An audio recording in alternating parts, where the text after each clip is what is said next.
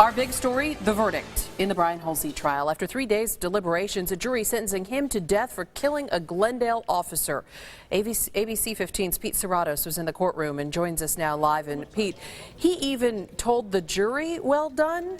Yes, and he even clapped his hands when he said, well done. It wasn't the reaction that we expected, but for the family of Officer Anthony Hawley, there was no clapping.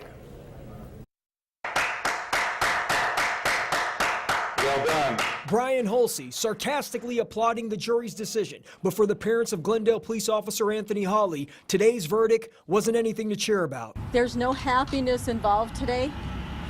There's not one person that walked out of that courtroom that felt any happiness. In 2007, Hulsey was in the passenger seat of a car that was pulled over for a traffic stop in Glendale. Hulsey pulled out a handgun and opened fire, killing Officer Anthony Hawley. A second officer returned fire, injuring Hulsey before he was taken into custody. After 7 years of delays, Hulsey was put on trial, and in July, the jury found him guilty for the murder of Hawley and the attempted murder of the other officer.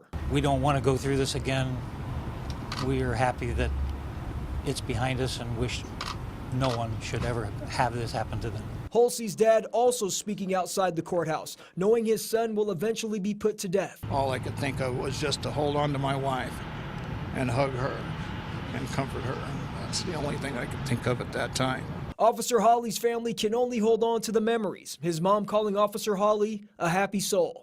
He just wanted to help people. It's why he was in the Air Force. It's why he became a police officer. Loved helping people. He was a happy young man, and we miss him.